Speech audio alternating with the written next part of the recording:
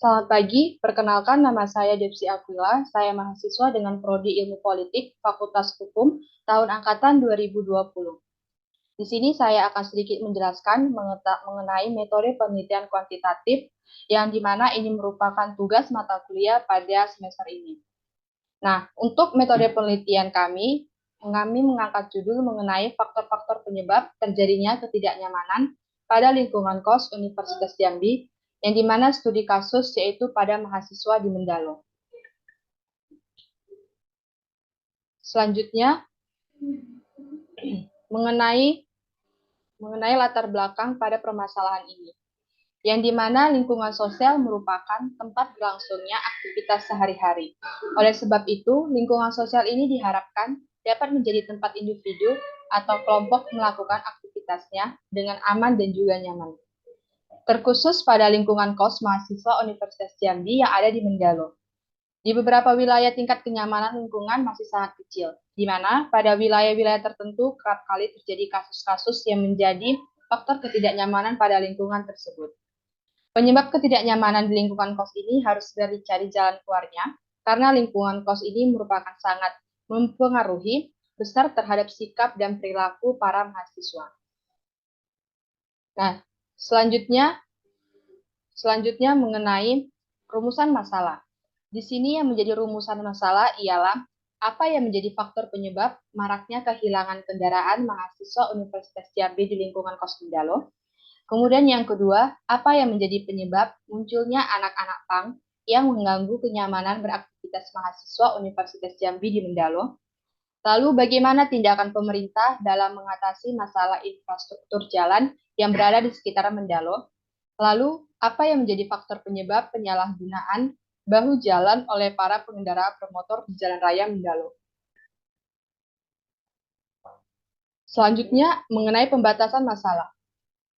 Berdasarkan identifikasi masalah, maka dapat ditarik kesimpulan bahwasanya masalah-masalah dibatasi mengingat keterbatasan penulis, baik dari segi waktu, kemampuan, dan juga tenaga, dan biaya.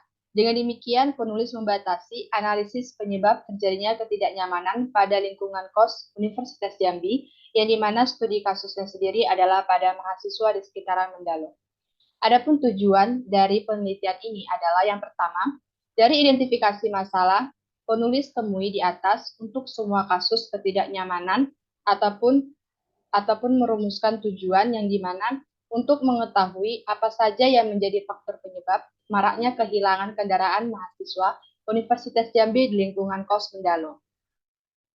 Kemudian, untuk mengetahui apa yang menjadi penyebab munculnya anak-anak pang yang mengganggu kenyamanan beraktivitas mahasiswa Universitas Jambi di sekitaran Mendalo. Lalu mendorong pemerintah setempat untuk menangani dan bagaimana tindakan pemerintah dalam mengatasi masalah infrastruktur jalan yang di sekitaran Mendalo. Kemudian untuk mengetahui apa yang menjadi faktor penyebab penyalahgunaan bahu jalan oleh para pengendara bermotor di Jalan Raya Mendalo. Kemudian selanjutnya adalah manfaat penelitian, yang dimana pada penelitian ini memiliki manfaat, yaitu secara praktis, penelitian ini nantinya diharapkan dapat bermanfaat terhadap mahasiswa dan masyarakat setempat yang berada di sekitaran Universitas Jambi, khususnya di Mendalo, terkait dengan banyaknya keresahan dan kekhawatiran yang menjadi masalah besar pada saat ini. Bagi pemerintah, desa hasil studi ini dapat memberikan gambaran terhadap peran pemerintah desa dalam pencegahan ataupun penanggulangan masalah yang terjadi. Selanjutnya akan beralih kepada landasan teori. Nah, yang dimana landasan teori ini mencakup definisi kenyamanan, yang dimana sendiri yang dikatakan oleh Obermann pada tahun 1995, konsep tentang kenyamanan atau komfort sangat sulit untuk didefinisikan karena ini lebih mengarah kepada penilaian responsif individu. Selanjutnya, kenyamanan menurut Kalkoba, yang dimana Catherine Kalkoba dengan latar belakang keperawatan dan psikolog menjelaskan bahwa kenyamanan sebagai suatu keadaan telah terpenuhi kebutuhan dasar manusia yang bersifat individual dan holistik. Selanjutnya, adapun aspek-aspek kenyamanan yang dimana terdiri dari kenyamanan fisik, lalu ada kenyamanan psikopriorital, lalu kenyamanan lingkungan, Lalu selanjutnya kenyamanan sosial kultur. Nah, yang dimana pada Kolkoba juga menjelaskan ada 3 tingkat kenyamanan, yang dimana kenyamanan itu terbagi yaitu relief, yaitu level kenyamanan paling dasar, AC adalah tingkat kenyamanan yang lebih tinggi, lalu ada transcendence adalah kenyamanan tertinggi. Selanjutnya itu adalah mengenai hubungan antara variabel. Hubungan antara lingkungan sosial terhadap kenyamanan mahasiswa. Dalam bagian ini diuraikan analisis utama dalam penelitian adalah faktor-faktor yang mempengaruhi ketidaknyamanan mahasiswa di lingkungan sekitar tempat tinggal mereka. Nah, yang dimana lingkungan sosial sebagai variabel independen dan tingkat kenyamanan mahasiswa sebagai variabel dependen. Variabel independen di sini juga disebut sebagai variabel prediktor yang berperan sebagai variabel yang mempengaruhi atau menjadi sebab perubahan atau timbulnya variabel dependen atau terikat. Dan variabel dependen di sini juga disebut sebagai output atau juga variabel terikat, di mana variabel terikat adalah variabel yang dipengaruhi atau yang menjadi akibat. Karena adanya variabel bebas, dalam hal ini penelitian akan dikaji apakah variabel independen dan dependen ini memang benar-benar saling terkait, dan dari penelitian terdahulu juga menyatakan bahwa lingkungan sangat berpengaruh terhadap kenyamanan seseorang, terkhusus lingkungan sosial, memegang pengaruh yang sangat penting terhadap kenyamanan, di mana lingkungan yang diharapkan di sini adalah lingkungan yang aman dan juga nyaman. Selanjutnya mengenai hubungan antar variabel ataupun antar lingkungan sosial terhadap sikap dan perilaku mahasiswa. Pada bagian ini diuraikan juga bagaimana hubungan antara lingkungan sosial dengan sikap dan perilaku mahasiswa. Dalam analisis ini, peneliti mencoba untuk membuktikan adanya hubungan antara kedua variabel tersebut dan untuk melihat kekuatan hubungan antara kedua variabel tersebut.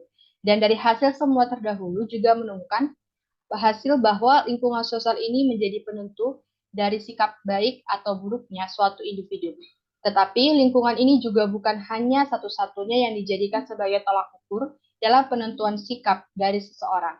Hal ini tergantung pada seseorang dalam memahami situasi yang terjadi pada lingkungan tersebut.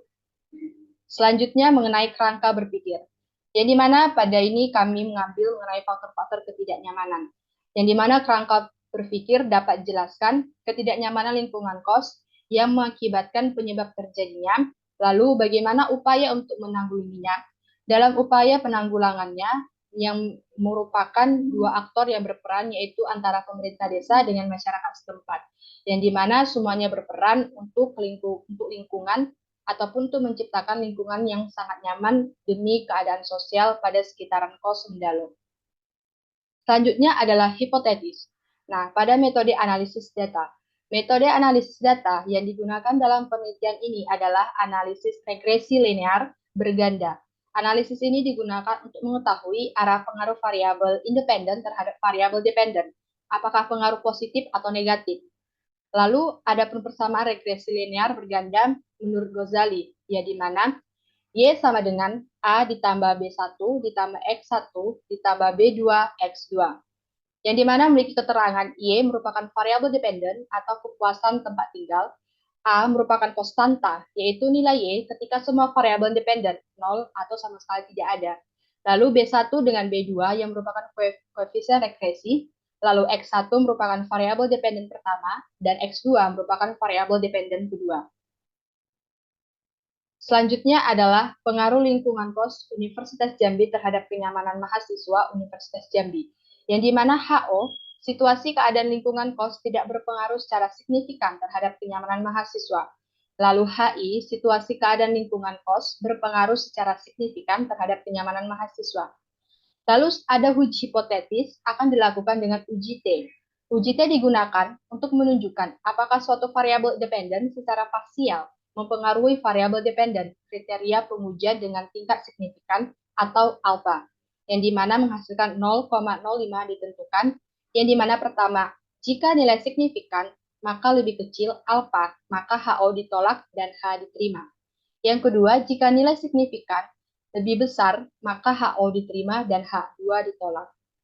Hipotesis hubungan menyatakan diduga terdapat hubungan antara keadaan lingkungan terhadap kenyamanan para mahasiswa Universitas Jambi. Diduga juga terdapat hubungan antara maraknya kehilangan kendaraan mahasiswa Universitas Jambi terhadap kenyamanan kos mahasiswa Universitas Jambi. Selanjutnya mengenai metode penelitian, yang dimana ada pendekatan dan jenis penelitian. Penelitian dilaksanakan dalam rangka mempengaruhi ataupun memperoleh kebenaran ilmiah. Untuk memperoleh kebenaran tersebut, maka diperlukan adanya suatu metode penelitian. Penelitian ini merupakan penelitian ex post facto karena variabel bebas dalam penelitian ini tidak dikendalikan atau diperlakukan khusus, melainkan hanya mengungkapkan fakta berdasarkan pengukuran gejala yang telah ada pada dari responden sebelum penelitian ini dilaksanakan. Nah, di sini juga pendapat dari Sugiono yang mengungkapkan bahwasanya penelitian ex post facto adalah suatu penelitian yang dilakukan untuk meneliti proswa atau telah terjadi dan kemudian menurut belakang untuk mengetahui faktor-faktor yang dapat menyebabkan timbulnya kejadian tersebut. Peneliti tidak menggunakan logika dasar, yaitu jika X, maka Y. Dalam penelitian ini tidak ada manipulasi langsung terhadap variabel dependen. Kemudian penelitian ex post facto merupakan penelitian di mana variabel-variabel bebas telah terjadi ketika peneliti mulai dengan pengamatan variabel terikat dalam suatu penelitian. Ex post facto sebagai metode penelitian menunjuk kepada perlakuan atau manipulasi variabel bebas X telah terjadi sebelumnya sehingga peneliti tidak perlu memberikan perlakuan lagi. Tinggal melihat efeknya saja, bagaimana variabel terikat. Selanjutnya adalah lokasi dan objek penelitian. Nah, pada penelitian ini dilakukan untuk kos mahasiswa-mahasiswi Universitas Jambi yang berlokasi di Desa Mendalo Darat, Kecamatan Jambi luar kota. Sedangkan objek yang dijadikan dalam penelitian ini adalah mahasiswa yang tinggal di sekitar Universitas Jambi yang berlokasi di Desa Mendalo Darat dan sekitarnya.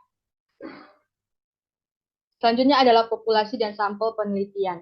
Populasi yang digunakan dalam penelitian ini adalah seluruh mahasiswa yang tinggal di sekitaran Universitas Jambi dan sampel yang digunakan adalah sebagian mahasiswa yang tinggal di sebagian lingkungan Universitas Jambi. Selanjutnya adalah sumber data. Sumber data yang digunakan dalam penelitian ini adalah sumber data primer, karena dalam pengumpulan datanya dilakukan dengan menggunakan instrumen atau alat penelitian yang mana peneliti menggunakan teknik angket dan questionnaire dalam proses pengumpulan datanya. Selanjutnya adalah teknik pengumpulan data, yang dimana pada metode penelitian kali ini kami menggunakan pengumpulan data, yang dimana dari variabel-variabel ada dalam penelitian ini. Peneliti menggunakan metode angket dan questionnaire, yang dimana angket dan questionnaire sini digunakan untuk menjaring data dari responden yang berupa tingkat kenyamanan mahasiswa selama tinggal di daerah Mendalo Darat. Selanjutnya adalah teknik analisis data. Sesuai dengan apa yang dicapai dalam penelitian ini, maka data yang telah terkumpul dari responden dianalisis dengan analisis statistik. Teknik analisis statistik dimulai dari statistik deskriptif untuk mengetahui berapa besar terasa skor, median, mode, simpangan baku, serta distribusi frekuensi dari data yang telah terkumpulkan. Kegunaan statistik deskriptif ini adalah untuk menggambarkan suatu keadaan dengan apa adanya secara objektif tanpa dipengaruhi dari dalam diri peneliti atau secara subjektif. Kemudian analisis yang digunakan untuk menguji hipotesis adalah teknik analisis korelasi, sederhana dan korelasi ganda. Kemudian analisis yang digunakan untuk menguji hipotesis adalah teknik analisis korelasi, sederhana, dan korelasi ganda. Namun sebelum dilakukannya analisis tersebut, terlebih dahulu dilakukannya uji persyaratan, yaitu uji normalitas dari data linearitas di atas. Selanjutnya adalah penentuan rentang skala pada penelitian ini, yang dimana RS, N dalam kurung M kurang 1 per M sama dengan 5 dikurang dalam kurung 5 kurang 1 tutup kurung per S, yang dimana diperoleh 40,8. Yang dimana memiliki keterangan RS merupakan rentang skala, M merupakan jumlah alternatif jawaban, lalu N merupakan jumlah sampel atau responden. Lalu penentuan rentang skor, yang dimana N sama dengan skor tertinggi, 51 dikalikan dengan 5, yang dimana menghasilkan 255. Lalu rentang skor terendah adalah N dikalikan skor terendah, 51 dikali 1 sama dengan 51. range untuk skor tertinggi dikurang skor terendah, yang dimana memperoleh dari 255 dikurang 51 menghasilkan 204. Selanjutnya adalah interval, yaitu dengan rumus range per n, yang dimana 204 per 5 menghasilkan 40,8 atau dibulatkan menjadi 41.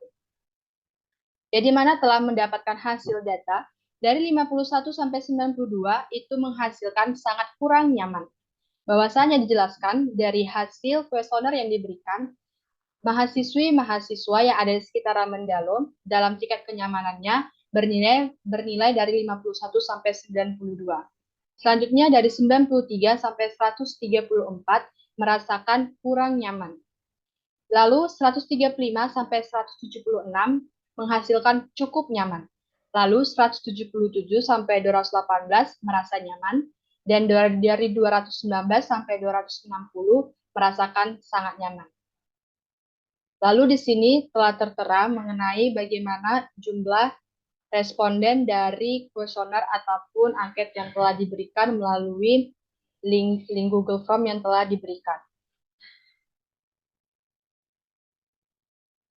Responden sebanyak 51 dengan jawaban rata-rata 2,1, 1,7, 2,6, dan sebagainya hingga sampai ke 2,1 yang menghasilkan total 122,1. Baik, demikian penelitian kuantitatif dari kelompok kami yang berjudul faktor-faktor penyebab terjadinya ketidaknyamanan pada lingkungan KOS Universitas Jambi dengan studi kasusnya adalah pada mahasiswa di Mendalo. Sekian dari saya, Depsi Aquila. Mohon maaf jika melakukan kesalahan. Sekian dan terima kasih.